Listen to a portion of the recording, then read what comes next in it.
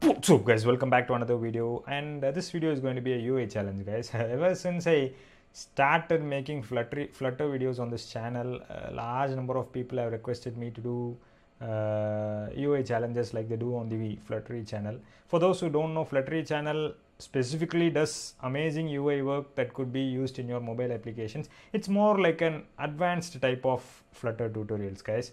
But if you notice in my Flutter playlist, we started off from the basics, right? We started off from the very basics, and then we moved on to step by step. We moved on. We talked about maps. We talked about charts. We talked about Firebase.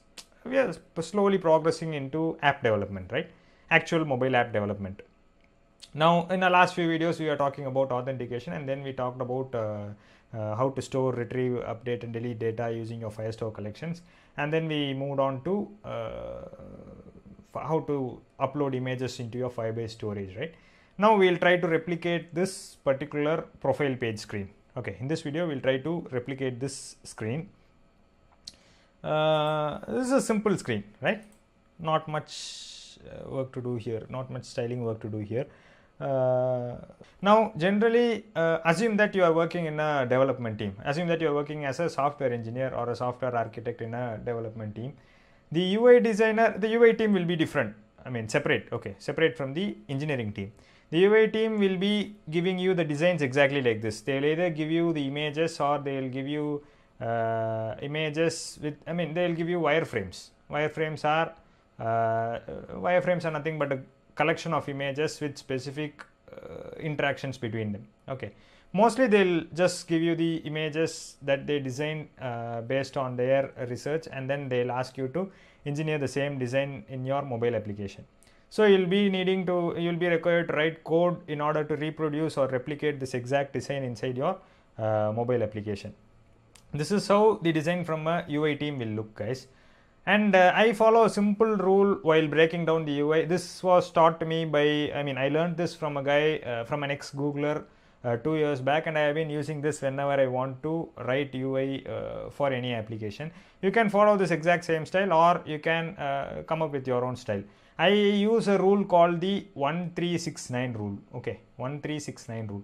That depends on the number of stuff that you would need to. First, I'll say what's that rule.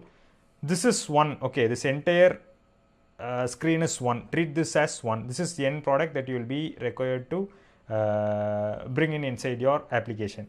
Now break this down into 3. If you break this down into 3, this cut will be one part, this UI will be one part, and this data will be one part, right? So that's 3 part. From 1 we broke it down to 3. Now break this into 6. Okay, here I don't think we need to break this into 6. This is enough, right? But if there are a lot of components or a lot of design aspects that you need to engineer in your application, break that 3 into 6, and then break that 6 into 9, and so on and so forth, right? Now you understand what I mean by the 1369 rule, right? This is what I learned from an ex-Googler, and I have been using this rule, and it's worked out pretty much well so far. So now we are going to design the screen, and we'll just break it into 3. This cut that we need to do, and then this image and the data below that image. That's it, right? Let's get started, guys. I've been talking too much. Let's get started. Now what I have done here is I have a blank application. That's it. Nothing fancy in this. First, I'll go ahead and do that cut. Okay. Yeah, see, done. Okay, this seems to be an image, right? This seems to be a tile image or something like that. We'll just use a black color with an opacity so that it looks somewhat like this. But anyway, let's do it. Alright, first what we'll do is we won't be needing an app bar, so we'll remove this. And body as well, we'll use a stack. Okay, we'll use a stack. That will be a better option, I guess. We'll use a stack, and inside this stack what I'll do is I'll have a set of children. Okay, the first thing I need to do is clip the screen in half and then fill the top part with a different color, right? That's the first thing I need to do. So for that I'll use a clip path. clip path will be used to create a specific path, and then I'll show you. It will be better if I show you guys. So I'll just do child container. Inside this I'll simply do a colors dot black dot with opacity, and I'll give a 0.8 opacity so that it looks somewhat gray. And I need to specify a path for this, right? So clipper get clipper. Okay, this is where we'll be bringing in the path for this. So the clipper get clipper will be a separate class that I'll write now. Class get clipper extends, sorry, custom clipper path. Okay, and this will be giving us the path. The error will be for two specific methods, right? Get clip and should reclip. Okay, I'll override both. Override path get clip size, sorry, get clip size and where path equals new path. This is where we'll be defining the path. Other thing also I'll override. Should. Okay, here I'll just return true. If you return false, it won't reclip the container based on changes. I'll show you later. I'll talk about that later, guys. Okay, where path equals new path and path dot line to x. I'll just give 0.0 since I need to start from 0.0. And this I'll simply cut the screen into two. Okay, cut the screen into two, and another path I'll just here I'll size dot width plus 125, and y will be 0.0. Okay, path dot close, and return path. Okay, now you might wonder why I gave this plus 125, right? That's because if you notice we are ending it here, we need this length as well, right?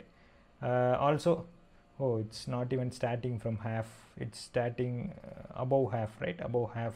This will be somewhere around the half. Anyway, let's see how this looks on our emulator and then decide whether we need to make changes to that specific dimension. So this will get us the clip and get clipper. We have used it here, right? Now let's just run this and see how the screen looks. Wow, it looks neat, right? It starts almost at the half of the screen and then ends here. It doesn't exactly look like this, but it looks somewhat like this, right? Anyway, we'll continue. If this doesn't fit our needs, then we'll simply change the clip path here, change this specific measurements, specific coordinates, so that it looks more like this. Okay, now that we have the first part, we'll just go on with the second part. The second part will be to bring in this particular image, right? And then the third part will be to bring in all this data. So to bring in that particular image, since this is a stack, we can simply use a position widget and then position that image exactly where we want it to be placed, right? So my next child will be a position widget. I'll just stop this. Okay, positioned widget, and inside this I'll do width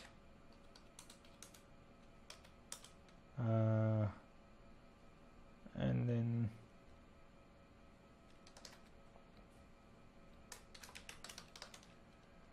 media query dot of context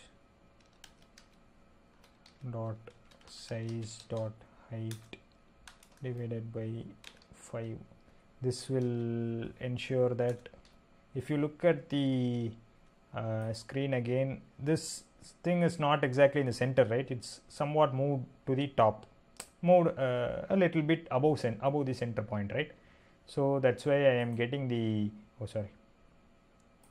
so that's why I'm getting the height and then dividing it by 5 and then providing that specific value as the value for top. So it will be placed exactly whatever value this is times below the from the top of the screen. So whichever device you run, it can be a tab or it can be a device with a 5-inch screen display or it can be a device with a 6-inch screen display. It will calculate the height and then it will divide that height by 5 and then set that as the this value. Okay, from the top how much the value should be. That's exactly what we are specifying over here. The next thing I'll do is, okay, I think I'll be a little bit quick, guys. Okay, child column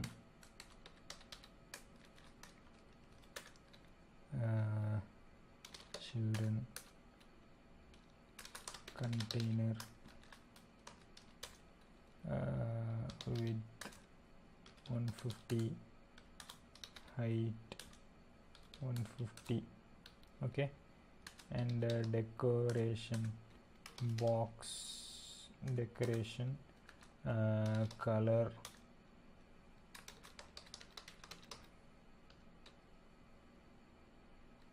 this color is not at all needed, right? Because we are going to be placing an image. I'll just give it decoration image image network.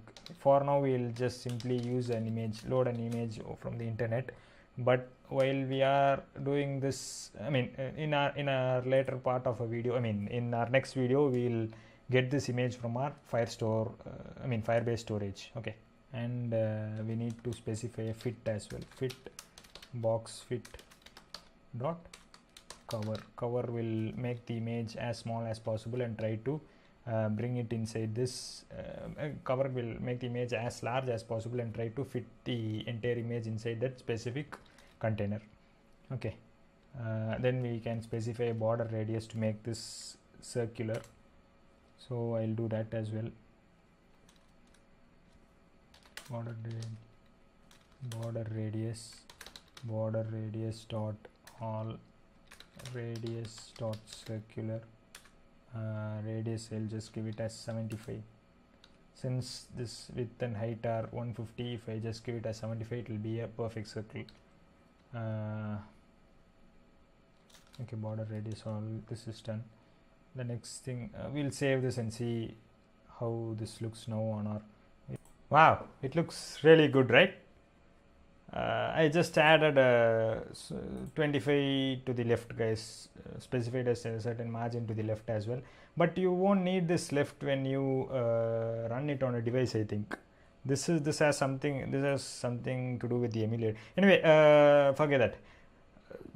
We brought in this part of the, we don't have the box shadow, right? Was there a shadow? Yeah, there is a shadow here, so we'll try to bring in the shadow as well. Bring a shadow is really easy actually. This is the border radius, right? Box shadow will take in a set of values. Box shadow blur radius 7.2 and colors dot black. Okay, save this. Wow, you get the nice shadow effect now here, right? You can see this, right? A shadow has been applied.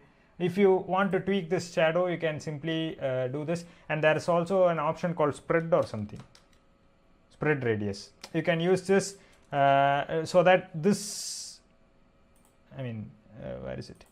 this image itself, the edges of that image itself will be somewhat inflated so that the shadow looks a bit more prominent. Okay, you can use that. You try all that on your own. Okay, you try playing around with that on your own. Let's finish off this UI. So we have this clipped part, we have this image, and for the third part we'll go ahead and rather than bringing in this data, let's modify this as per our need. Okay, what we'll be pulling from Firebase is display name, and yeah, that's it, right? We'll only have the display name and the display picture of the user, and then we'll have we'll provide three options for that particular user: one for editing his display name, one for resetting his password, and one for logging out. We can even provide one for changing the display picture as well, I think. For now we'll do 3, and then we'll change it as and when required, and we'll display the name of this particular user as well here. I mean, I understand that it varies significantly from the UI here, but these are simply a set of badges and some statistics related to the particular user, right? Rather than having this, let's bring in options that would actually be useful for our profile page. We'll bring in the name of this particular user here. Display picture will automatically be pulled down from Firebase user, and the name also will be pulled down from Firebase. And we'll have 3 options: one for changing the display name, one for resetting his password, and one for logging out. Okay, so let's get back in here, and then first we'll stop this as usual, and below this container I'll introduce a sized box, and this will be having a height of 90.0. okay, and text, for now we'll hard code some text. Later on in our next video we'll see how to pull this data from Firebase. Tom Cruise, and style, will give the text style. I don't know the exact font that he has used, but I'll try to replicate this font. I think it's Montserrat, right? It looks like Montserrat. I already have the Montserrat. I copied this. Where is it? Inside the assets directory I have that Montserrat file. So bringing in external font is really easy, guys. You just need to get in here, and then here there is a lot of other stuff, right? Just uncomment what you want. Here instead of Skylar, just do Montserrat, and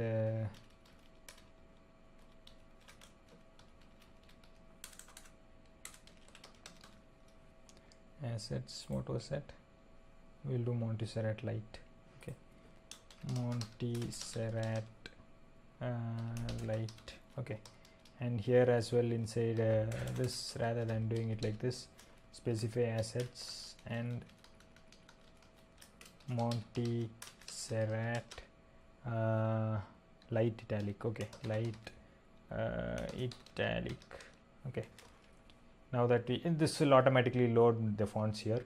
You can see whether the fonts are loaded. Now get back into here, and then try to bring in the style, text style, text style, font size, and we'll have the next sized box.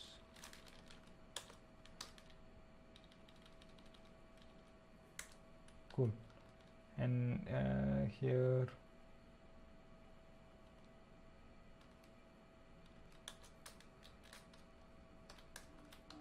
instead of 90 we'll just have a small distance, 15. Here we'll do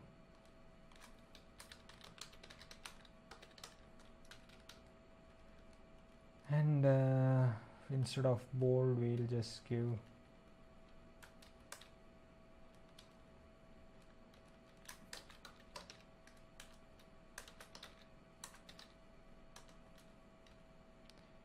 Montserrat. Okay, font size also we'll take it down a notch, 17.0. okay, then All right, wow, this looks really good on our device, right?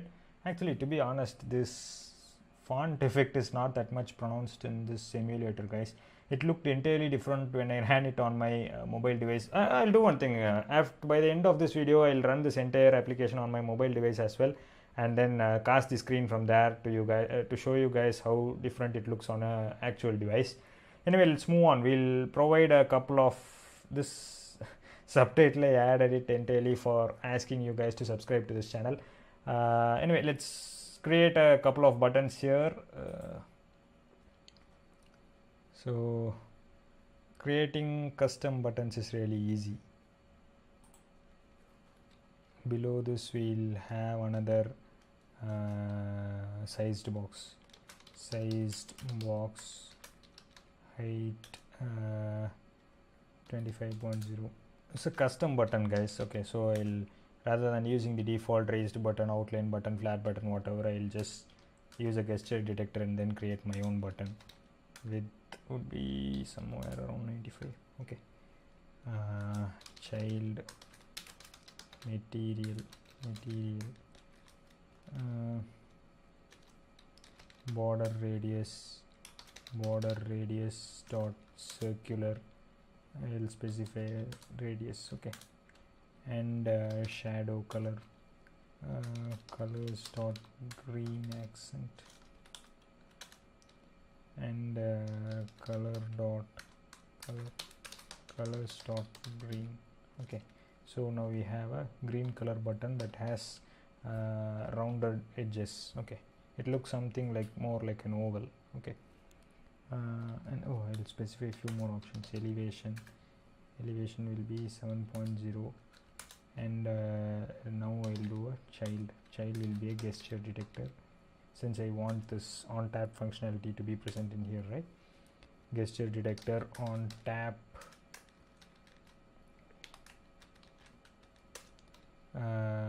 child center. Fine. And inside this I'll do child text. Montserrat I actually misspelled in pubspec.yaml, guys. I just went back and corrected the spelling. Anyway, just wanted to let you guys know so that those who are following this video will get an idea. Yeah, now we have one button, right? Gesture detector I didn't close. See, this gesture detector I'll simply do on tap. This will be a blank function for now. We'll be writing code for that in our next video. And I'll do a child center. Here I'll do the actual stuff for the button. Child text, edit name, and inside this I'll give a style, text style, colors dot white. I need to specify this as white, guys, because the button will be of green color, right? So in order for the text to be visible, I just need to specify that explicitly. Okay, now we have a button. For edit name we have a button. Let's see how this looks on our device. Cool, right? We just have a nice looking button here, a green button here, right? We'll add one more for logout. Okay, logout. So I'll copy this from here, and instead of edit name I just need to give logout. I'll also make this button look a bit red so that it literally means logout. It's cool, right? Actually the logout button looks a bit better than the edit name button. Anyway, now that we have, you can add a button for reset password as well, guys. I am not going to show that. It's the same exact process. You just need to copy and paste it.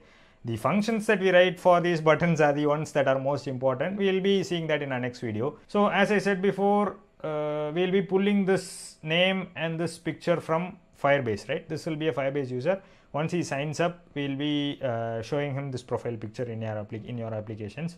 and then we'll also provide an option to edit his name, change his profile picture, reset his password, or simply log out. We can either do it with a menu button here, or in your actual application. Once the user signs in, he'll be taken to the dashboard page, right? From the dashboard page, he can navigate to the profile page, and this profile screen will be shown to that particular user. And from there, from this screen, he can do all these stuff that he wants to do. Okay. Or you can have it in a bottom navigation bar. You can have the home page here, you can have some other page here, and at the end you can have a simple profile icon button. On tapping that, he can be taken to this profile page, in which he can do whatever he wants to change. He can change whatever he wants to change. Okay. So yeah guys, this is what I wanted to show you guys today. As of now, these data are all populated, hard coded, right? But we'll be, in our next video, we'll be actually pulling data from Firebase and then populating all those data in our profile picture, profile page. We'll also see how to incorporate this profile page into an actual application. Okay. So we'll do that in our next video. Sorry guys, it doesn't look exactly similar to this video, but in essence, we adapted this entire style and then try to replicate it in our profile picture as well. Profile page as well. So yeah guys, this is what I wanted to show you guys today. We'll also going forth, we'll try to make more and more beautiful screens like this. Wait, I'll show you guys this entire screen on my mobile device as well. Wow, as you can see, it looks really cool on a mobile device, right? Now, as I was saying before, this screen doesn't look exactly similar to the UI that we have here. Anyway, we didn't need this badges and all these statistics, guys. That's why I decided to, while changing this data, I just decided to go with providing a couple of buttons like this rather than populating this useless data in our screen. As I was saying before, this name and profile picture will be getting from Firebase, and then all these options will also be applicable. That is, we'll be writing code, functionality code for providing all these options to the user as well. We'll also see how to place this profile screen inside an actual Flutter application in our next video. Okay, and going forth, I'll be doing a lot of UI challenges. I'll be trying to replicate a lot of other UI screens as well, guys, and I'm trying to do almost daily uploads as well. So kindly subscribe to this channel and click on the notifications button so that you don't miss out any of my content. If you found this helpful, kindly hit the thumbs up button so that YouTube algorithm picks up this video and starts to promote it. And if you really like this video, if you found this helpful, kindly share it with someone and help them too. And I hope this was helpful to you guys. I'll talk to you guys in my next video. Bye.